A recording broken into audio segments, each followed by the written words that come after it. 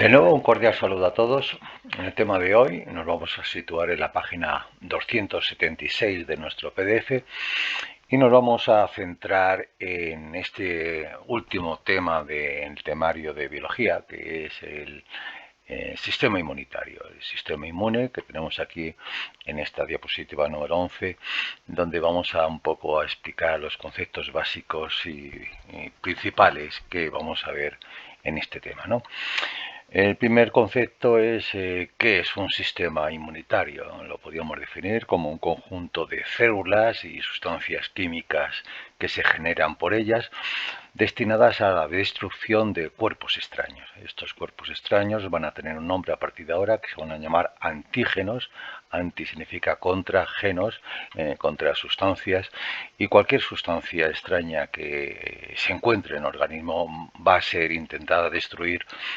por este sistema inmunitario, que va a estar formado por un conjunto de células que en principio son muy parecidos. Recordemos que el concepto sistema es un conjunto de células y órganos realmente muy parecidos entre sí, y veremos que el sistema inmunitario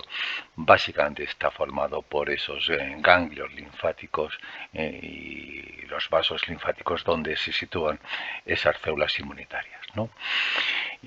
Básicamente el sistema inmunitario va a destruir estos antígenos, que en realidad no siempre son agentes microbianos letales, ¿no? Como pueden ser el virus del SIDA o el COVID, o también pueden ser bacterias como por ejemplo de la tuberculosis, o incluso hongos como la candidiasis, y si me apuráis como gusanos como la triquinosis, ¿no? Aparte de estos agentes patógenos que a veces son mortales y que el sistema inmunitario no es capaz de sobrepasar y produce la muerte, pues pueden haber sustancias extrañas que realmente aparentemente son inocuas. El organismo las reconoce como si fuesen agentes patógenos y producen reacciones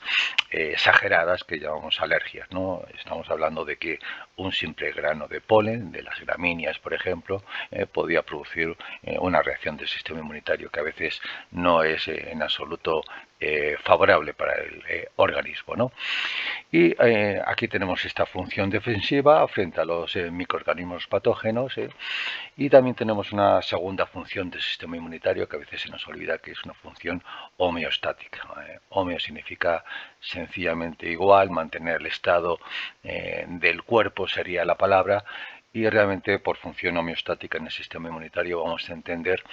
pues aquellas acciones que tratan de eliminar a células que en principio eran propias pero que han cambiado, han mutado y se han vuelto cancerosas o tumorales, y hay que eliminarlas. Hay que recordar que multitud de factores químicos y físicos van a producir alteraciones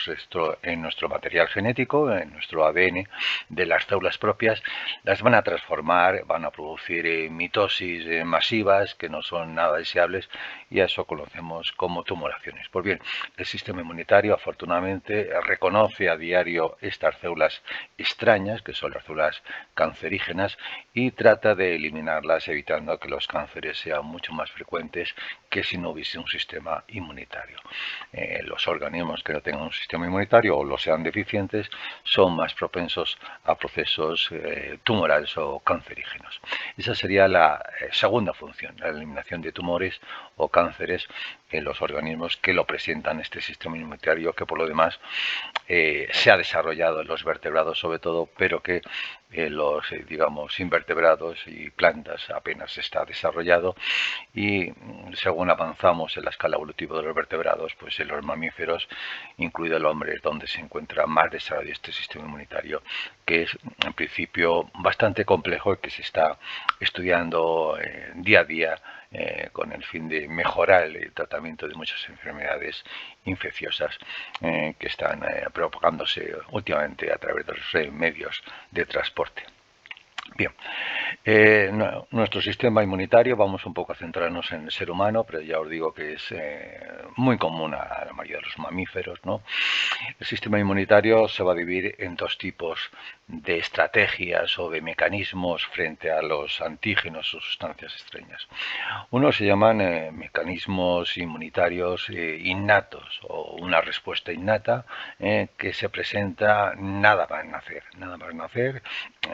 ya tenemos algunos mecanismos que vamos a ver precisamente hoy, donde van a atacar de forma rápida y eficiente a la mayoría de los organismos que quieren entrar en nuestro cuerpo. Como realmente lo tenemos nada más nacer, lo vamos a llamar innato y lo vamos a diferenciar de otro sistema que se llama adaptativo o secundario, que realmente se desarrolla durante la vida de un individuo. Se mejora el sistema innato, que vamos a ver que en principio es rápido pero poco eficiente, y sin embargo el sistema adaptativo al principio es poco rápido, pero cuando se desarrolla a lo largo de nuestra vida, que es lo que conocemos como inmunidad, básicamente se va a producir una respuesta muy eficiente que va a ser fácil de eliminar esos agentes antigénicos o extraños que hemos visto de tipo letal o infeccioso y de tipo cancerígeno. Bien, por si acaso, también existe una segunda terminología, se llama inespecífico al innato, al que tenemos, que vamos a ver ahora, y se llama inespecífico porque realmente reacciona de igual forma frente a cualquier especie de germen letal, da igual que sea un virus, que una bacteria, hongos o gusanos parásitos, su mecanismo de reacción va a ser igual, va a ser inespecífico y por tanto estudiando uno en germen podemos definir que va a ser una respuesta similar en los demás gérmenes que entren en días o meses o años sucesivos. A diferencia del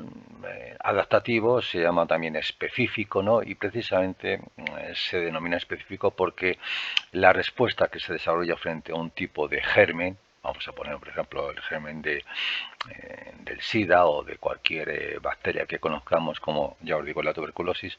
pues ese mecanismo es muy eficiente frente a ese germen, pero es completamente ineficaz frente a otro germen que va a llegar al día siguiente, ¿no? Así que se especifica se especializa en el tipo de germen y ataca muy bien, pero realmente hay que volver otra vez al inicio de la respuesta específica si llega a un segundo germen que no es igual al primero. También vamos a ver que tiene memoria, es decir, que una vez que se produce la primera inmunización o sensibilización, esto lo conocemos en el tema de las vacunas, pues la segunda respuesta ya va a ser más eficiente y rápida porque se han desarrollado células de memoria que ya están preparadas para una segunda infección que puede ocurrir dentro de días o años, y esa segunda respuesta, que se va a llamar respuesta específica secundaria, va a ser mucho más eficiente y rápida porque hay células de memoria que se han desarrollado en la primera infección o respuesta específica primaria, ¿no? Y también el sistema inmunitario adaptativo tiene una tercera propiedad que es la tolerancia antigénica, ¿no? Hay que entender que todas nuestras células contienen antígenos que son incluso sustancias extrañas para cualquier individuo de la misma especie, ¿no? Los trasplantes, por ejemplo, presentan antígenos que son diferentes entre el donante y el receptor, y eso produce que realmente haya rechazos, ¿no? Sin embargo, nosotros no nos rechazamos a nosotros mismos, salvo el caso de enfermedades que se llaman autoinmunes, y existe lo que se llama la tolerancia. Durante la gestación, nuestro sistema inmune va aprendiendo de nuestros antígenos y realmente va eliminando esas células que podrían atacarnos a nosotros mismos durante el desarrollo embrionario, y esas células realmente van a ser destruidas para que a partir de aquel nacimiento ya no haya ningún tipo de rechazo en nuestros propios órganos por el sistema inmune. Y eso se llama tolerancia frente a nuestros propios órganos o tejidos del cuerpo. Bien, solamente por curiosidad, recordar que la palabra inmunidad es una palabra muy antigua, viene de la antigua Roma, y se hablaba de los inmunitas, a esas personas que no debían pagar impuestos. Inmunitas significa sin dinero y hace referencia a esos individuos que por alguna gracia pues habían conseguido ser inmunes a los pagos de las arcas del Estado y realmente eran personas que no pagaban, es lo que significa inmunitas, que no pagan, ¿no? A partir de ese término ya las personas que se llaman inmunitas se han trasladado a otros conceptos como por ejemplo el personal diplomático que es inmune a ciertas leyes del país que puedan haber incumplido, ¿no? Y por supuesto el sistema inmunitario ahora nosotros lo tenemos que situar en el campo de la biología como ese conjunto de células que hemos visto y sustancias químicas que se generan precisamente por ellas, destinadas a que estos gérmenes no entran en nuestro cuerpo o si entran sean eliminados. O incluso si se producen por nuestras propias células, esos antígenos también sean destruidos para evitar la muerte del individuo. Vamos a ver un poquito ya cuáles son los tipos de células y también un poco las sustancias químicas que llevan asociadas estas células, ¿no? Vamos a centrarnos en lo que hemos llamado el sistema inmune innato o inespecífico, puesto que realmente lo tenemos nada más nacer, ¿no?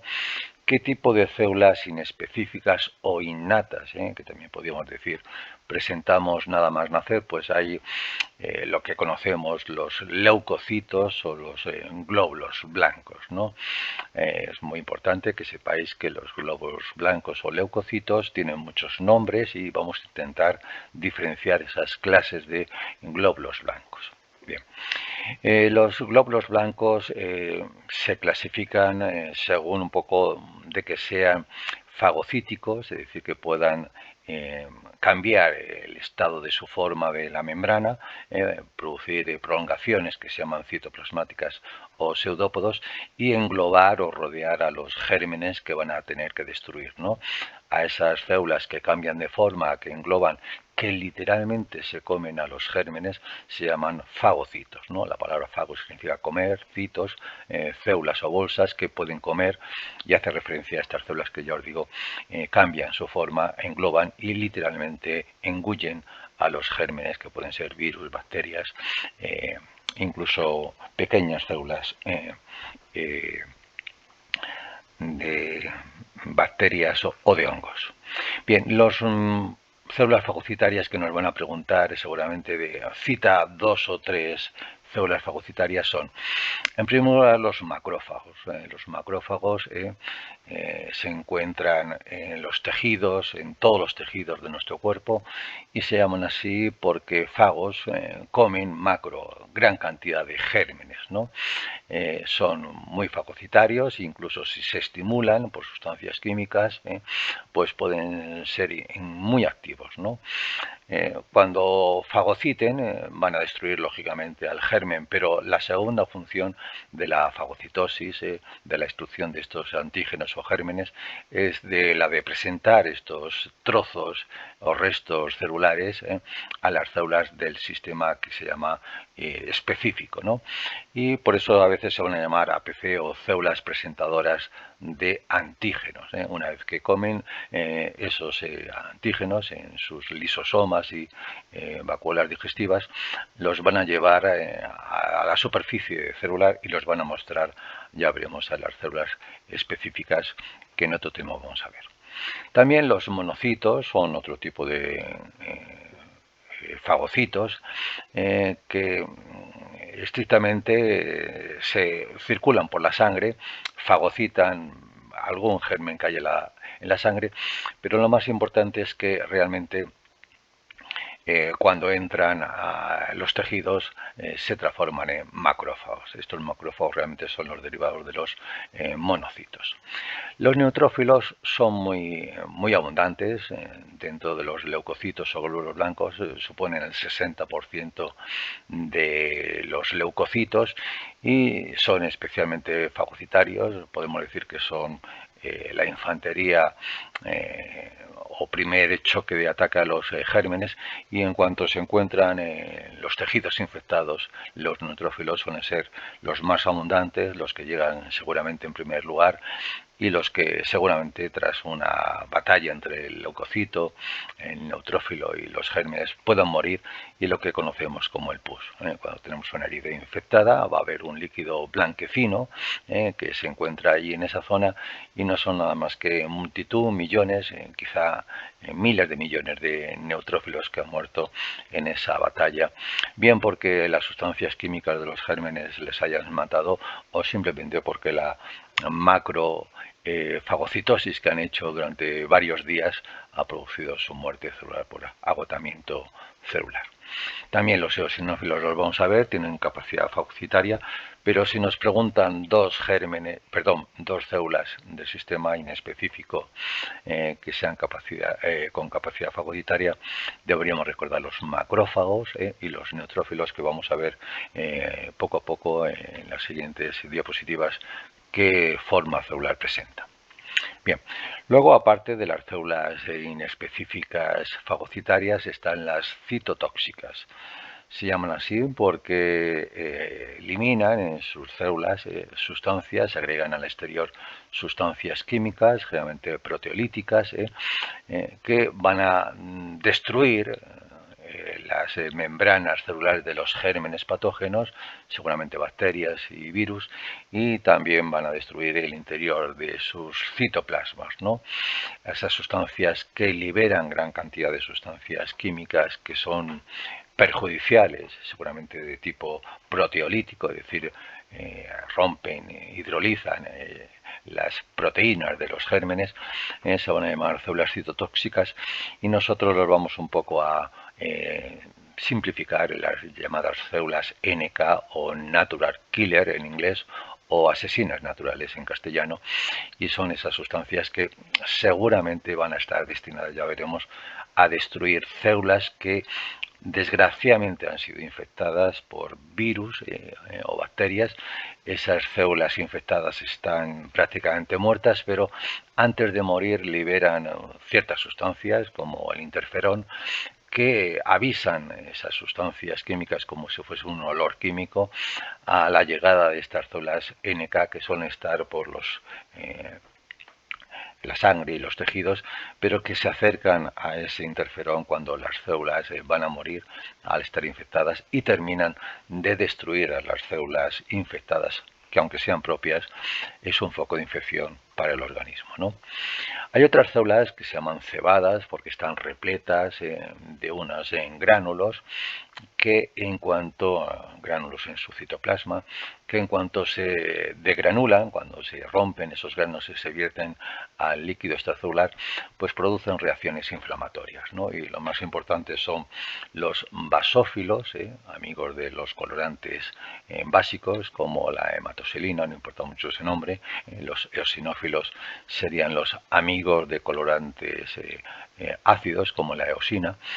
Pues al final los basófilos los vamos a reconocer por su forma, pero van a llevar en sus gránulos unas sustancias que se llama heparina y bradiquininas, que son sustancias muy importantes en las reacciones inflamatorias. Ya sabemos que cuando hay una inflamación suele haber unos dolores y unos síntomas desagradables, pero básicamente son reacciones inflamatorias producidas por los basófilos y también especialmente por los mastocitos, que aquí parece que derivan unos de otros, pero en realidad basófilos y mastocitos son células cebadas que provienen de un precursor inicial que se encuentra, ya veremos como todos, en la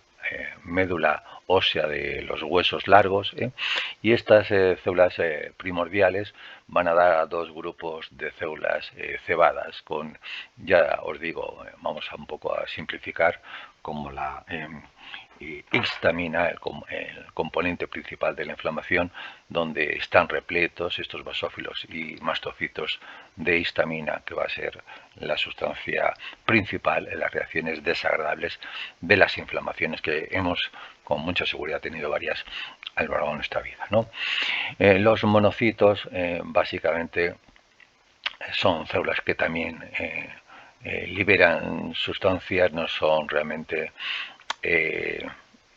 fagocitarias, y vamos a ver que no tienen realmente ninguna importancia, salvo que cuando pasan a la los tejidos, hemos visto que estos monocitos básicamente se van a transformar en macrófagos. Aunque tengan cierta capacidad fagocitaria, los monocitos no son muy importantes en la fagocitosis sanguínea, pero sí también son sustancias mediadoras, liberan sustancias que avisan, se llama quimiotaxis, a las células, sobre todo fagocíticas, que tienen que acercarse a ellas. Bien, moléculas inespecíficas que se encuentran en nuestro cuerpo y que forman parte de, digamos, las herramientas antimicrobianas que debemos evitar, pues hay sustancias de tipo proteolítico, como son las lisocimas, que están destinadas a romper la pared celular de bacterias. Y esta lisocima hay que recordar que se encuentra, por ejemplo, en la saliva de los mamíferos, por ejemplo, en los cánidos, en los perros. La lisocima es especialmente abundante y es una forma de curar las heridas, ¿no? Cuando un perro tiene una herida, suele lamerse estas heridas con su saliva, y la lisocima que se encuentra en la saliva seguramente va a desinfectar en grandes cantidades, si es que está presente, pues una infección bacteriana que pueda haber en esa infección del perro, ¿no? Nosotros también la presentamos, incluso hay lisocima no solamente en la saliva, sino en las lágrimas de nuestros ojos, ¿no? Pero quizá lo más importante es que hay unas proteínas que se encuentran en la sangre y que se denominan genéricamente sistema del complemento. Estas proteínas que se encuentran en la sangre, cuando se activan por la entrada de algún germen o por algún proceso que ya vemos que son la formación de inmunocomplejos, son enormemente eficientes en la destrucción por sí mismas, sin ningún tipo de células acompañantes como las que hemos visto, de destruir gran cantidad de gérmenes patógenos, especialmente bacterias, ¿no? Se llama complemento porque realmente complementan, ayudan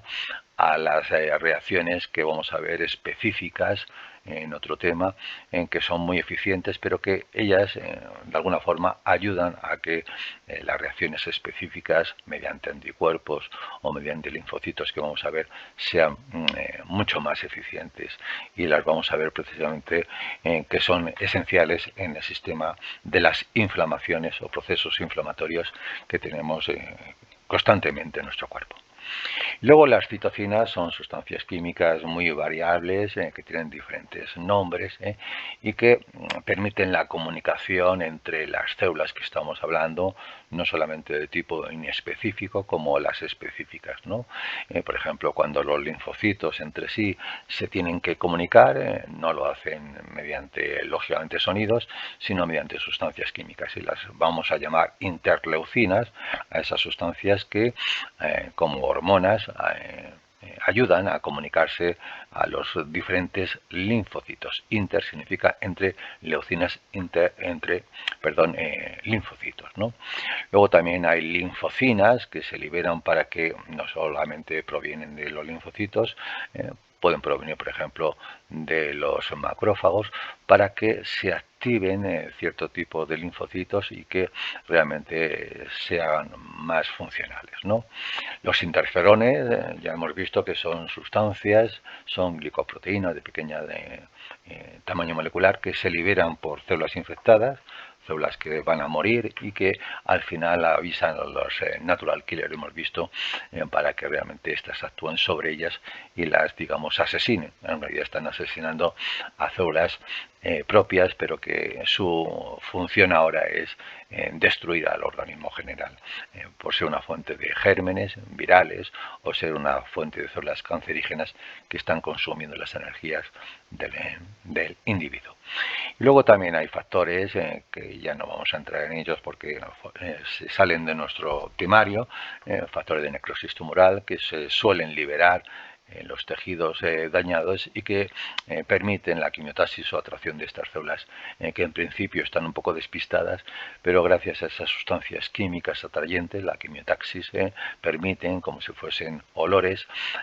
acercarse a los gérmenes patógenos y una vez que están acercados, destruirlos, ¿no? Hoy no vamos a hablar en las células específicas, lo que hemos llamado sistema inmune específico, pero recordar que básicamente las vamos a ver como dos tipos de linfocitos. Los linfocitos no sabemos muy bien lo que son ahora, pero son células que o bien actúan como los NK, liberando los linfocitos T, por ejemplo, liberando sustancias proteolíticas que van a destruir células infectadas. Su funcionamiento es muy parecido a las NK. Y los linfocitos B nos van a sonar porque son las células que van a producir los anticuerpos, esos famosos anticuerpos que ya conocemos por la pandemia actual del COVID, que básicamente son los que van a intentar fijarse a estos gérmenes y por diferentes medios destruir la unión de ese antígeno extraño con el anticuerpo o sustancia producida por los linfocitos B. Bien, como veremos, forman parte de las células específicas, células que se van a desarrollar durante la vida de un individuo y que van a producir lo que se llama la inmunización frente a un agente específico patógeno. Vamos un poco a ver la morfología en esta diapositiva número 3 de cuáles son las células específicas e inespecíficas del sistema inmune. En este caso tenemos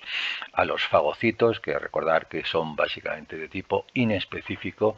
y que su cometido es fagocitar, comerse, engullir a cualquier germen patógeno que se encuentre en sus proximidades, ¿no? ¿Cuáles son los más abundantes de estos fagocitos que ya os digo que son leucocitos o glóbulos blancos, ¿no? Pues el 60% más o menos de los leucocitos o glóbulos blancos son precisamente estos. Vamos un poco a hablar por orden de abundancia y su función. Los fagocitos llamados neutrófilos, llamados así porque son amigos de los colorantes ácidos y básicos, se van a teñir. Cuando se tiñen con unos colorantes, sus núcleos van a quedar muy bien definidos y vamos a ver unos núcleos que se llaman arrosariados, ¿no? Tienen como abultamientos, como las cuentas de un rosario, y se llaman a veces polimorfonucleares porque no se puede predecir si hay 3 o 5 abultamientos, pero en cualquier caso su núcleo arrosariado es muy diferente, como vemos, al resto de los leucocitos. Hace la fagocitosis y por tanto es la primera línea de defensa cuando un tejido queda infectado, pues por esas sustancias químicas que se vierten por las células infectadas, van a ser atraídos, la quimiotaxis, y ellos van a llegar allí y van a identificar a un organismo que presenta antígenos en la superficie, y esos antígenos van a ser realmente el punto de inicio de la fagocitosis. Vamos a ver un poco cuáles son los procesos, pero van a producir una prolongación de su membrana plasmática, lo que se llama un pseudópodo. Va a rodear ese pseudópodo por la izquierda, por la derecha al germen, lo va a engullir, y aquí estos gránulos que tenemos, que son gránulos de lisosomas, van a producir una vacuola digestiva que va a digerir las proteínas y los componentes orgánicos que hay en ese germen y lo va a destruir. Posiblemente la actividad celular del neutrófilo, que suelen ser de vida corta, de unos 10 días, se acorte aún más, y la gran cantidad de neutrófilos que mueran en esa zona de batalla que es el punto de infección, pues pueda producir ese líquido blanco que hemos llamado pus, y que en realidad hay que tener un poco de cuidado porque en ese pus no solamente hay células propias, los neutrófilos, que aunque estén muertos son inocuos por supuesto, pero puede haber restos de células infecciosas que todavía queden allí, y por tanto el pus no hay que descartar que pueda ser infeccioso. Bien, el segundo tipo por orden de abundancia serían los monocitos, que suponen, si esto es el 60%, un 5% de las células fagocitarias, ¿no? O glóbulos blancos, mejor, un 5% de los glóbulos blancos. Bien, como vemos, los monocitos quizás sean un poco más grandes en el tamaño, no importa mucho que sean de 20 o 30 micras, pero suelen tener un núcleo muy diferente al núcleo arrosariado de los neutrófilos y se dice que es un núcleo arriñonado, en forma de riñón. Si vemos aquí un poco la estructura, vemos que tiene como la forma de un riñón humano, y ese núcleo arriñonado pues le caracteriza y le identifica fácilmente. Se encuentra en la sangre, pero su función fagocitaria es mínima.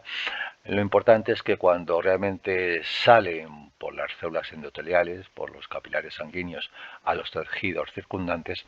se transforman básicamente en unas células muy parecidas, pero con una capacidad fagocitaria enorme, y se llaman los macrófagos, ¿no? Los macrófagos empiezan, como los neutrófilos, a producir pseudópodos y a engullir a los gérmenes. En realidad, su función principal no es matar básicamente a los gérmenes, que lo hacen los neutrófilos, por eso son los más numerosos, sino que una vez que lo matan por la fagocitosis, de un proceso parecido a los neutrófilos, producen vacuolas digestivas que destruyen al germen, pues esos fragmentos de moléculas que quedan del germen los llevan a través de unas proteínas que se llaman complejo mayor de histocompatibilidad, lo llevan a la superficie y lo muestran a las células que vamos a ver del sistema inmune específico, seguramente las células T y las células B, y de alguna forma al presentarle ese antígeno o sustancia extraña, se está produciendo ya un reconocimiento, digamos, visual o facial más claro del germen, y la respuesta al final específica va a ser mucho más intensa y rápida y eficiente que matar como un neutrófilo de forma inespecífica. Luego tenemos los eosinófilos, que suponen a lo mejor un 2% de todos los glóbulos blancos y que tiene un núcleo, como vemos, diferente a los anteriores, que son un núcleo que se llama bilobulado. Y estos eosinófilos pues están, como todos hemos visto, llenos de gránulos en su citoplasma, en pequeñas vesículas, que en principio su contenido es diferente. Hay dos tipos de sustancias en estos gránulos que, cuando realmente son activados los eosinófilos, pues producen dos posibles respuestas. La primera es que en sus gránulos tienen unas proteasas que están destinadas a destruir grandes parásitos que son los gusanos, ¿no? Los gusanos son enormes organismos pluricelulares que realmente son incapaces de ser fagocitados por un neutrófilo o por un macrófago, ¿no? Y para ello pues se actúa con diferentes mecanismos. Cuando un eosinófilo reconoce a un parásito, pues ya veremos por algunos mecanismos de inmunocomplejos, el parásito se rodea de anticuerpos y se produce la degranulación de estos vesículas llenas de proteasas que literalmente hidrolizan las proteínas del gusano y lo matan. Y por tanto, la función principal es antiparasitaria de los grandes gusanos, que hoy en día parece que no son parte de nuestra alimentación, pero que durante millones de años los gusanos han parasitado a los vertebrados y invertebrados, y es difícil que hace millones de años no hubiese ningún vertebrado parasitado previamente. Incluso los humanos, que solo llevamos 4 millones de años, pues también hemos tenido multitud de parásitos en la digestión de alimentos, como por ejemplo el cerdo, la triquinosis, estoy hablando ahora del gusano de la triquina, y estos gusanos realmente la única forma de matarlos no son por el sistema inmune básico de neutrófilos y macrófagos, sino eosinófilos, que por su degranulación termina liberando gran cantidad de proteasas que terminan, eso sí, matando al parásito intestinal. La segunda función es que tienen también antihistamina, una sustancia que va un poco a contrarrestar el efecto inflamatorio de una inflamación, que vamos a verla a continuación, que es importante, pero que en principio debemos entender que la inflamación se debe controlar. Pues bien, los antihistamínicos de estos gránulos reducen al final la inflamación y actúan al final de la inflamación para eliminar los efectos desagradables del proceso inflamatorio. Bien, respecto a las NK, ya hemos hablado que son células que liberan ciertas sustancias que van a destruir, también son sustancias proteolíticas que van a destruir a las células propias que están previamente infectadas o que realmente se han transformado en tumorales, ¿no? Estas células presentan sustancias antigénicas, lo que se llaman complejos de mayor de histocompatibilidad, que no son los que presenta un individuo normal, y cuando detectan estos complejos anómalos, inmediatamente se unen a ellos. Físicamente las NK se unen a estas células alteradas, infectadas por sobre todo virus o células tumorales, y al reconocer este CMH anómalo, pues liberan estas proteasas que terminan por destruir la pared celular y el citoplasma de la célula propia infectada, pero de alguna forma consiguen que el proceso de reproducción del germen no tenga lugar y por tanto se destruye el foco de formación de nuevos gérmenes. Las NK o Natural Killer o asesinos naturales en castellano. Tiene una forma muy parecida, como vemos, a los linfocitos que vamos a ver ahora, que ellos ya son parte del sistema inmunológico específico o adquirido durante la vida del individuo. Y por último, dentro de los glóbulos blancos, tenemos unas células que se llaman cebadas, que ya hemos visto, que se encuentran en la sangre, en un quizá 1 o 2% de los glóbulos blancos son basófilos o células amigas de colorantes básicos, no importa mucho, que es la hematoxilina, y al final estos colorantes tiñen de una forma muy clara al núcleo de estas células. Como vemos, todos los leucocitos son células nucleadas, pero su núcleo es bastante diferente entre ellos, ¿no? Aquí tenemos unos núcleos que también son arriñonados, entre arriñonados y lobulares, suelen tener dos lóbulos, a veces tres, ¿no? Un núcleo muy lobulado, pero como vemos son células que presentan también granos en su citoplasma, y estos granos son importantes que recordemos la sustancia que conllevan, que son la histamina. Realmente los basófilos en la sangre son poco funcionales, hay reacciones inflamatorias por la histamina que presentan, pero realmente recordemos que los mastocitos no es que deriven de los basófilos, pero sí se han formado a través de una célula precursora original, la célula madre de los huesos, y los mastocitos se encuentran ahora sí, no como los basófilos en la sangre, sino en los tejidos, en cualquier parte o tejido de nuestro cuerpo, y en esos tejidos, que se llaman tejidos conjuntivos, se encuentran allí esperando a que alguien les avise y se produzca su degranulación o liberación de su contenido en estas vesículas que están en color verde. Es la histamina, y la histamina vamos a ver que es la sustancia fundamental para desarrollar el proceso inflamatorio, que el proceso inflamatorio, aunque lo asociamos a reacciones indeseables, es un proceso necesario para que las células que estamos viendo actúen eficazmente según la función que estamos comentando, ¿no? Los mastocitos se van a degranular, van a liberar gran cantidad de histamina y se va a producir una respuesta inflamatoria necesaria para que se produzca la destrucción del germen. Y finalmente los linfocitos suponen un 30% de los glóbulos blancos. Hemos visto que un 60% serían neutrófilos, un 30% serían linfocitos, que como vemos tienen un citoplasma muy poco desarrollado, porque su núcleo esférico y muy grande ocupa casi todo el volumen de la célula, ¿no? Cuando veamos una célula con un núcleo muy esférico y voluminoso que ocupa toda la célula, podemos asegurar que es un linfocito, y quizá se puedan confundir con las NK, pero su función es completamente diferente. Son células que vamos a ver que no tienen función fagocitaria, pero que sí realmente tienen una doble función. Según la función se van a llamar linfocitos B, que van a liberar esos anticuerpos que ya conocemos en la sangre, destinados a destruir los gérmenes, ya veremos cómo, y también se van a producir sustancias que se llaman perforinas y que van a destruir a células previamente infectadas por estos gérmenes. Actúan como los NK, pero son diferentes en su actuación porque veremos que los NK no necesitan prácticamente de nadie, ellos identifican al germen, mientras que los linfocitos T, parecidos a los NK, los citotóxicos que vamos a ver, necesitan que sean, digamos, ayudados, sensibilizados, activados por otras células previas que vamos a ver que son precisamente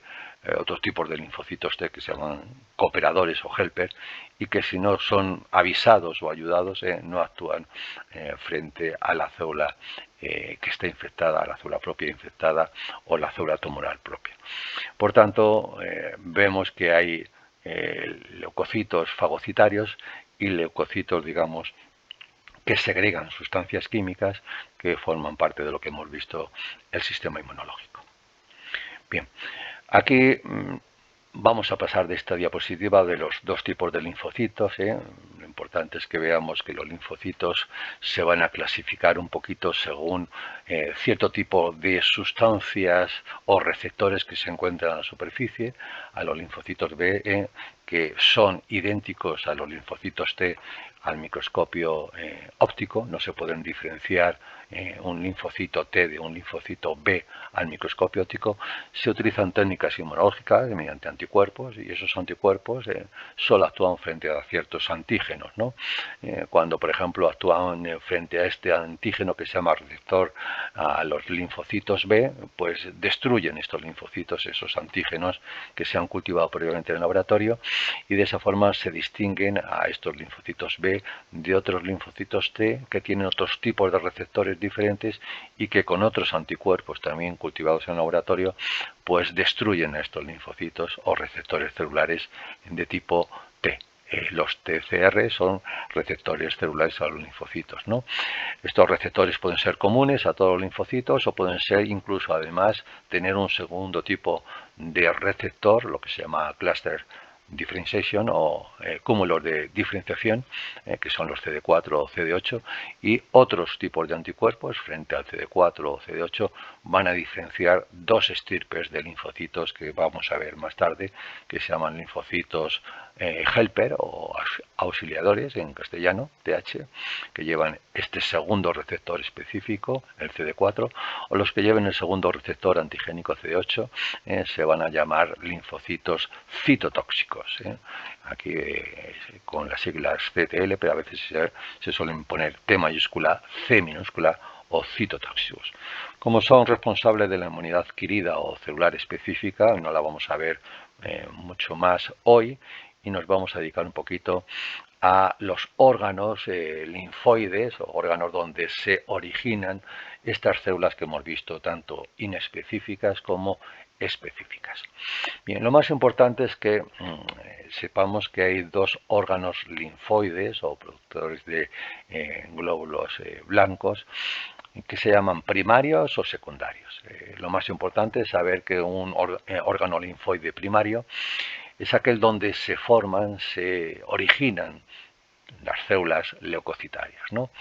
Y realmente, si somos estrictos, solo hay un órgano linfoide primario, que es la médula ósea. En realidad hay dos médulas en los huesos largos, como aquí tenemos un fémur, también hay huesos en el húmero. Los huesos largos suelen estar porosos, huecos un poco por dentro, y suelen tener dos tipos de sustancias, la médula ósea amarilla, o lo que se llama el tuétano, lleno de grasas y vasos sanguíneos, que realmente se encuentran ahí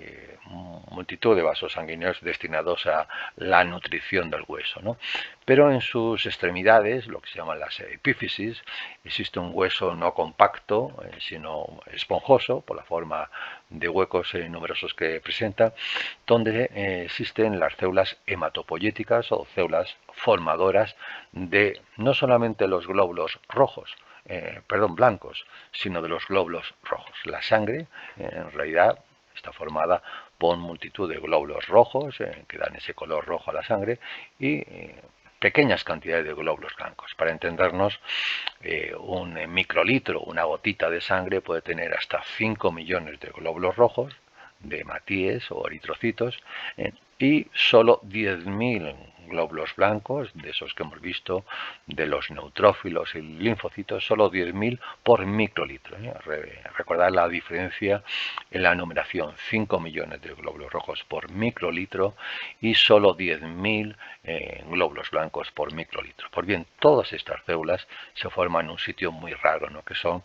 el interior esponjoso de la epífisis o zona superior e inferior de los huesos largos. Hay unas células que se están dividiendo y según se están dividiendo se están diferenciando en dos tipos de células: las células hemáticas, las células de la sangre, que van a salir por la médula ósea amarilla a través del sistema circulatorio y se van a realmente distribuir por todo el cuerpo. Estas células van a morir al cabo de 2 meses seguramente, porque carecen de núcleo, pero durante esos 2 meses su función no va a ser la de transporte de oxígeno en la sangre, a través de la hemoglobina que hemos estudiado. Sin embargo, también hay otras células hematopoyéticas que se van a diferenciar en las células que hemos visto, inespecíficas y específicas, que hemos hablado de los linfocitos, neutrófilos, y todas estas células llamadas glóbulos blancos o leucocitos también van a salir a través de la sangre y se van a dirigir seguramente a los órganos linfoides secundarios. Hay un órgano linfoide primario que, por decirlo así, se llama primario porque cierto tipo de los linfocitos que hemos visto, los linfocitos T, vamos a ver que aunque se formen en la médula ósea, en la epífisis de la médula ósea roja, van a tener de madurar, y por madurar van a adquirir estos receptores celulares que estamos hablando, los clústeres de CD4, CD8, los van a adquirir, los van a realmente conseguir formar en esta glándula endocrina que se llama el timo, y como vemos que se encuentra en la parte superior del corazón. Bien, pues la maduración, que no el origen inicial en la médula ósea roja, la maduración va a conseguirse en el timo, y se habla que el timo podría considerarse como un órgano linfoide primario, porque los linfocitos T y B, sobre todo los T, perdón, no los B, los linfocitos T, que hemos visto que son auxiliadores y citotóxicos, se van a madurar o formar realmente en el timo. Luego hay otro conjunto de ganglios linfáticos que realmente se van a acumular una vez que se han formado bien en la médula ósea roja o en el timo, se van a acumular por todo el cuerpo y se van un poco a multiplicar haciendo sus funciones características en esas zonas, con el fin de que ya una vez que están maduros y se activen, vayan a destruir. Son las zonas realmente donde se trabaja, donde se destruye a los gérmenes, y son los llamados ganglios linfáticos secundarios, que vamos un poco a repasar los más importantes, ¿no? El bazo, por ejemplo, que está situado en la parte izquierda de nuestro tórax, en la zona medial de nuestro tórax, es una zona donde se está produciendo gran cantidad de acumulación de linfocitos de todo tipo, linfocitos B, T, y también de las células que hemos llamado macrófagos, y de alguna forma son zonas de acumulación de estas células, tanto inespecíficas como sobre todo específicas, ¿no? También lo que se llaman las placas de Peyer, ¿no? Las placas de Peyer son acumulaciones de ganglios muy numerosos y muy juntos entre sí, que se sitúan en la zona abdominal, pegados físicamente a los intestinos delgado y grueso, ¿no? Son quizás las zonas más importantes donde se produce la eliminación de los gérmenes. Recordar que los alimentos que estamos tomando generalmente están infectados, y tras la absorción de los nutrientes también puede llegar la introducción a través del aparato digestivo por absorción de estos gérmenes que hemos tomado, y realmente estas placas de Peyer son el primer punto de ataque de estos gérmenes, que pueden llegar a hacer primero infecciones intestinales y luego septicemias o infecciones sanguíneas generalizadas, ¿no? Placas de Peyer muy importante para eliminar las sustancias tóxicas y los gérmenes que lleguen en los alimentos, ¿no? También encontramos en las amígdalas numerosos ganglios que están asociados a la ingestión bucal de alimentos, y allí suele haber también en el bolo alimenticio gérmenes que pueden ser destruidos por nuestras amígdalas, que en realidad serían ensanchamientos de los vasos linfáticos, que realmente esos ensanchamientos, como vemos aquí, un corte histológico del ganglio, pues tiene un vaso sanguíneo, por lo tanto introduce realmente a los linfocitos B y T que suelen haberse producido previamente en la médula ósea y en el timo. Se acumulan estos linfocitos y allí se multiplican, y sobre todo se produce la reacción antígeno-anticuerpo o las destrucciones citotóxicas en estos ganglios, que en realidad son ensanchamientos de los vasos linfáticos. Aquí tenéis un corte histológico, pero básicamente todos son muy parecidos. Acumulaciones de gran cantidad de linfocitos, pues se llaman ganglios linfoides o linfáticos porque tienen linfocitos, y al final lo que se consigue es una zona de multiplicación y acumulación de linfocitos, para que cuando les lleguen los gérmenes a esa zona por los ganglios y los vasos linfáticos, pues se pueda producir la destrucción. Como veis, hay ganglios linfáticos en todo el cuerpo, son muy típicos también los que hay en las axilas o detrás de la nuca, y se pueden encontrar también, por ejemplo, en los riñones. Pues bien, riñones, pulmones, en todas las zonas donde haya susceptibilidad, las infecciones respiratorias también son frecuentes, y los ganglios linfáticos respiratorios también son muy abundantes. A ese conjunto de ganglios linfáticos o linfoides secundarios se suele un poco abreviar por las siglas MAL, que significa tejidos linfoides asociados a las mucosas gástricas, intestinales, bucales, respiratorias o nefridiarias, ¿no? Y al final esos conjuntos de ganglios linfáticos secundarios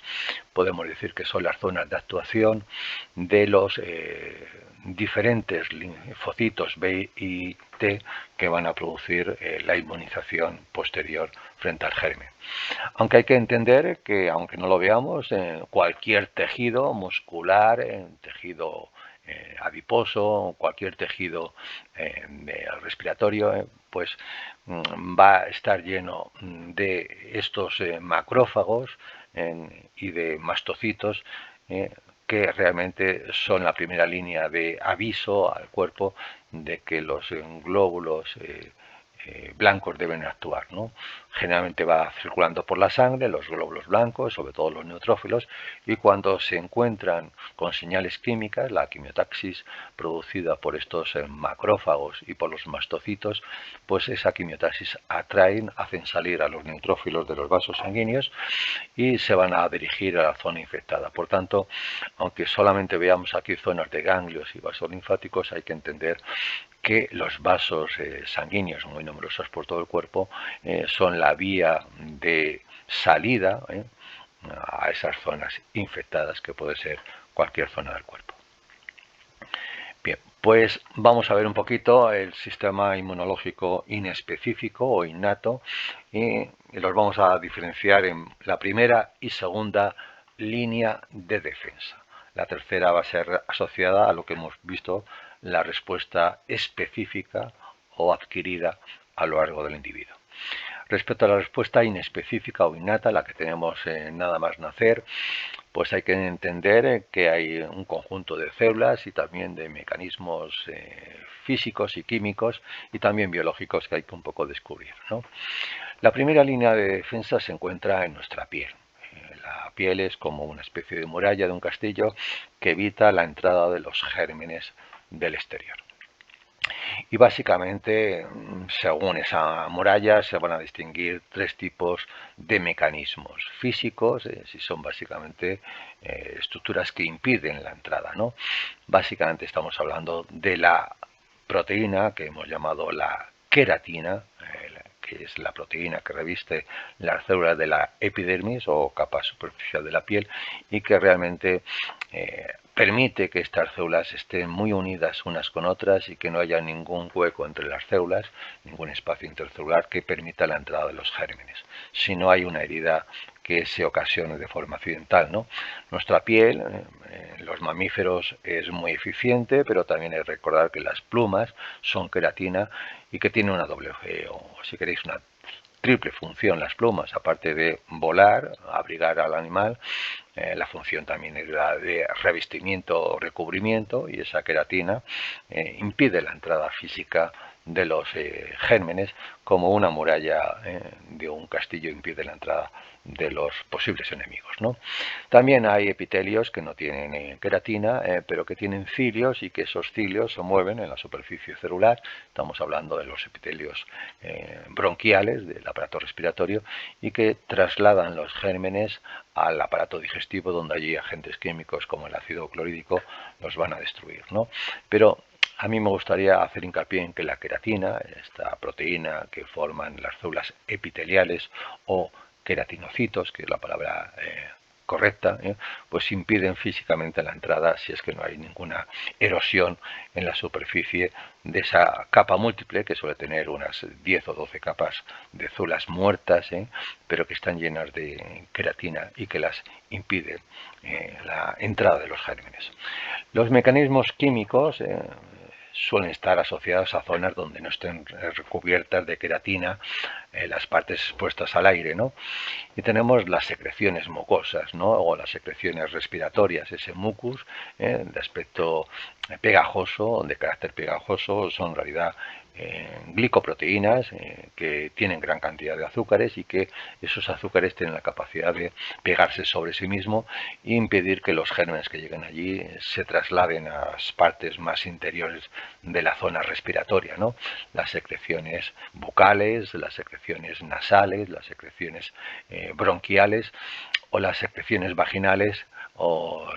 digamos del aparato reproductor tanto masculino como femenino, están destinadas a retener físicamente, por su carácter pegajoso, a los gérmenes.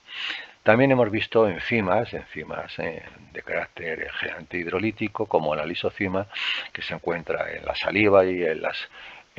lágrimas, y que tratan literalmente de destruir a los gérmenes mediante las propiedades y proteolíticas de estas sustancias, ¿no? Hay sustancias ácidas como el ácido clorhídrico, un ácido fortísimo que se encuentra en el aparato digestivo y que tiene una doble función. La primera función es la digestiva, pero también una función germicida, puesto que cualquier germen a pHs muy ácidos van a morir. Las defensinas y péptidos antibacterianos ya son más difíciles de recordar, ¿no? Pero pensar que hay ciertas sustancias que liberan las células y que permiten destruir, en algunos casos poco eficientes en el caso de los mamíferos, a los gérmenes en grandes cantidades. Hay reptiles que eliminan gran cantidad de péptidos antibacterianos en su saliva y que tienen funciones de defensa o germicidas importantes. Luego tenemos, aparte de los mecanismos físicos o de impedir la entrada de los organismos, los químicos, sustancias químicas que hemos visto, mecanismos biológicos o microbiológicos, que es lo que se llama la flora bacteriana normal. Tenemos una flora en el intestino delgado y especialmente grueso, donde es una flora que se llama saprofítica, que no produce realmente ningún daño al hospedador, que somos nosotros, pero que su crecimiento tiene una doble función. Primero, que nos proporciona pequeñas cantidades de vitamina K que son necesarias para la coagulación de la sangre, pero también en su propio crecimiento, que ya os digo que no es perjudicial para los organismos que lo presentan, que son básicamente los vertebrados. Pues el crecimiento de estos organismos de la flora intestinal normal, seguramente Escherichia coli, lo que se llama E. coli abreviadamente, y otros lactobacillus que tenemos en la flora intestinal, pues impidan que el crecimiento de estas bacterias inocuas no permita el crecimiento de la llegada de bacterias sí perjudiciales, ¿no? La bacteria del cólera, por ejemplo, si llega en pequeñas cantidades, en principio podría alimentarse de estas células intestinales o de los restos que hay en la zona de heces del intestino grueso, pero al encontrarse en competencia con la flora normal, pues no se va a desarrollar adecuadamente y por tanto, por competencia biológica podemos decir que la flora bacteriana normal impide el crecimiento de los gérmenes, sobre todo el aparato intestinal. La segunda línea de defensa la tenemos que asociar a zonas que no estén en contacto con el aire, como hemos visto el aparato digestivo lo está, y por supuesto nuestra piel, sino que cuando consiguen pasar esta primera línea de defensa, las zonas superficiales de los tejidos epidérmicos, intestinales o cutáneos, pues esta segunda línea de defensa se sitúa sobre todo en lo que se llama la capa inferior de la epidermis, que es la dermis. La dermis es un conjunto de espacios intercelulares importantes con mucho líquido y sin pocas células,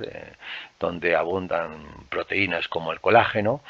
y ese tejido dérmico a su vez está lleno de, aparte de fibroblastos, que son los que originan estas células de colágeno,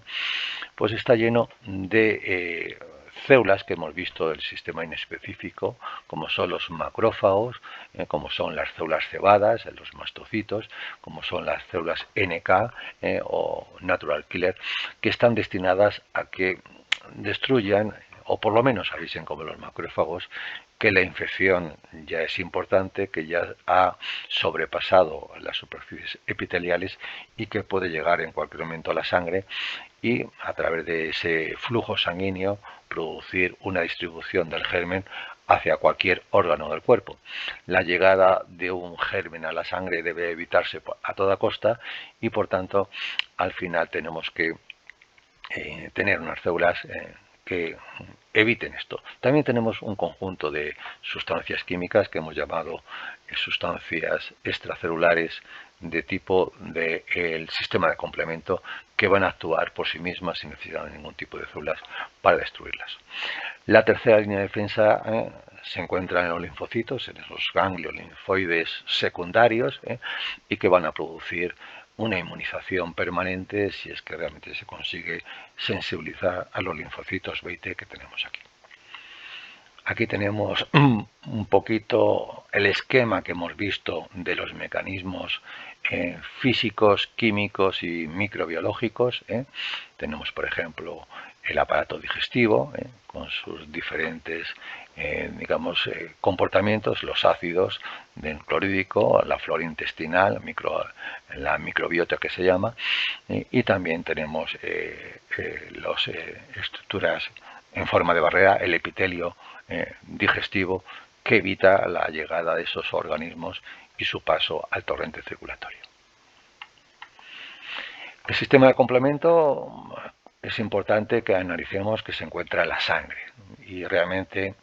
¿qué es un sistema de complemento? Pues un conjunto de proteínas que se enumeran de la C1, complemento C1, hasta la C9, ¿no? Son proteínas que están inactivas, que se encuentran, por decirlo así, tranquilas, pero cuando por algún motivo, por ejemplo, a llegada de un germen, se va a activar lo que se llama la vía alternativa del complemento, o cuando ya se haya inmunizado el cuerpo y haya reacciones del antígeno con el anticuerpo, que se llama inmunocomplejo, se va a producir una vía clásica del complemento. En realidad lo que está haciendo la activación de ambas vías es que estas proteínas que se encuentran inactivas, pues van a ser activadas unas a otras, ¿no? Por ejemplo, la C1 cuando se activa, pues va a hacer que la C2 se active, y vaya a transformar la C4 en otro complemento que a su vez está activando. Esta proteína C4b2b a su vez va a actuar sobre otra tercera proteína del complemento y se va a producir una pequeña proteólisis o ruptura, una liberación de pequeños péptidos que tienen nombres muy difíciles, C3b, C3a, C5a, y esos péptidos pequeños parece que son inútiles, pero son esencialmente para el aviso de las células inespecíficas, para la quimiotaxis, para la atracción química de estos neutrófilos que hemos visto, y también para lo que se llama la opsonización. Algunas se pegan físicamente a los gérmenes y cuando se pegan los natural killer, por ejemplo, pueden identificarlos mucho mejor, ¿no? Así que el sistema de complemento son conjunto de proteínas inactivas que se van activando unas a otras, se amplifica la señal y a su vez al final tenemos un conjunto de proteínas que se unen unas a otras, proteínas parciales del complejo 5, del complejo 6, 7, 8, 9 y que se llama a veces complejo MAC, complejo de ataque a la membrana celular, ¿no? Al final ese complejo MAC se va a unir físicamente al germen, va a producir una especie de bomba explosiva y va a producir ese complejo MAC o conjunto de proteínas que se rompa literalmente la membrana celular o la pared celular de la bacteria en este caso y explote literalmente la célula y producir la muerte celular. Como vemos, no necesitan células, ni neutrófilos, ni linfocitos, para que este sistema de complemento ayude, complemente a lo que vamos a ver, la respuesta específica que forma parte de la inmunización adquirida durante la vida del individuo, ¿no? Pero esto es un tipo de respuesta química, como vemos, y de tipo inespecífica, porque da igual el organismo que llegue. Tenemos aquí un microorganismo que puede ser virus, bacterias, hongos, o incluso gusanos intestinales que activan la vía alternativa, o si ya ha habido una inmunización o sensibilización previa,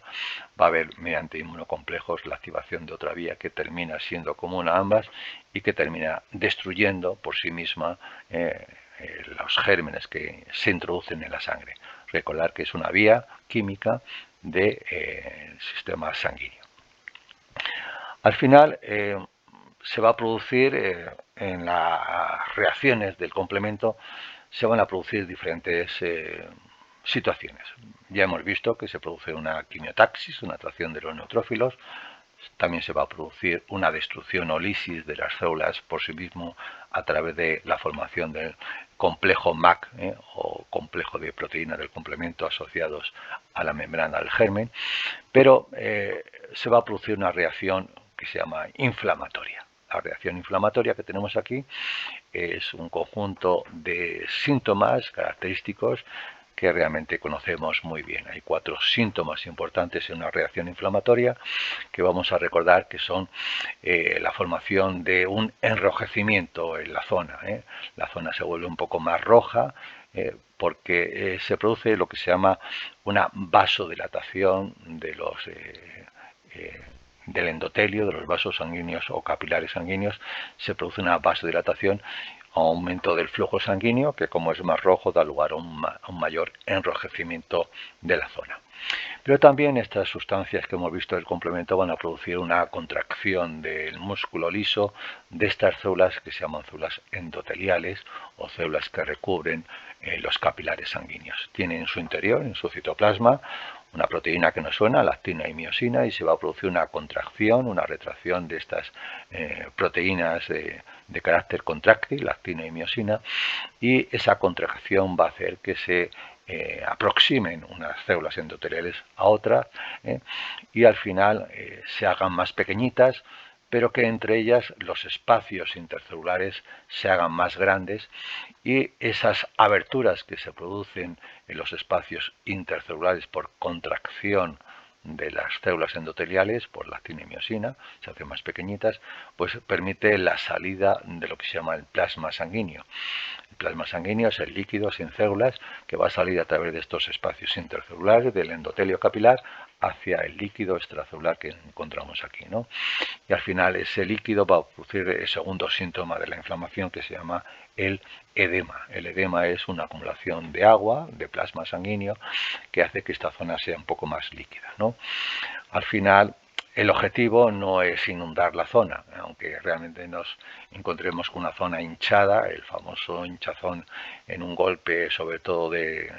la frente, cuando nos damos un golpe nos sale un hinchazón edematoso que luego al final va a ser reabsorbido ese plasma. Pero el objetivo, ya os digo, es permitir, y eso es lo más importante,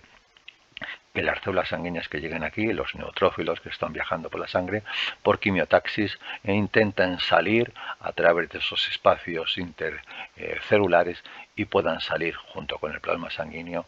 hacia la zona de infección que suponemos que está muy próximo a este vaso sanguíneo. Se produce, por tanto, el edema, que es el segundo síntoma,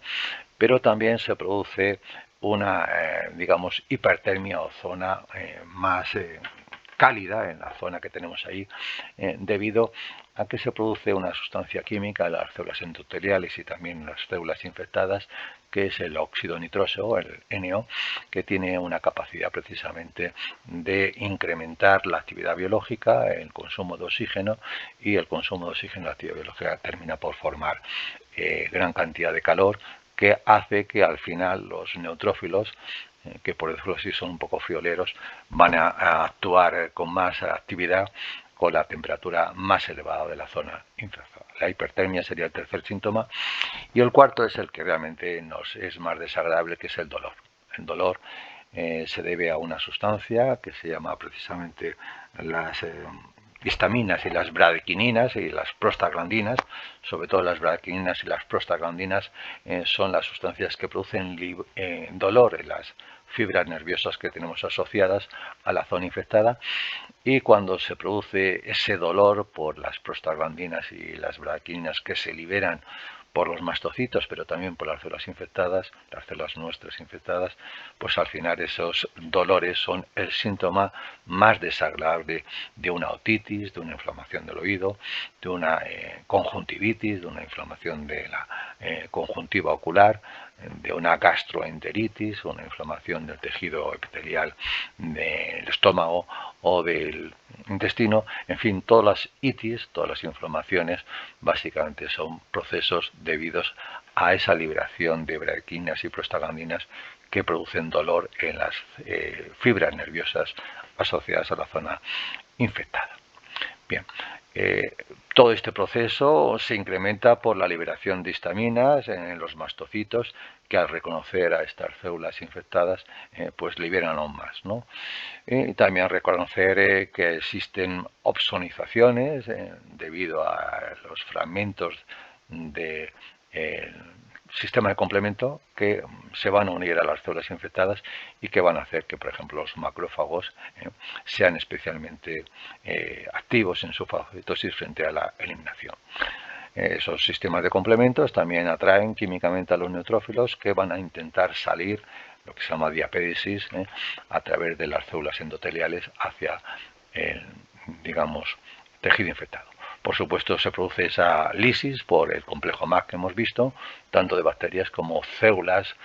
tanto extrañas como propias. Y las células propias son, digamos, atacadas por gran cantidad de el complejo MAC, que se va a unir a cualquier superficie extraña, pues al final el complejo también puede destruir o bien grandes células extrañas, como pueden ser las células intestinales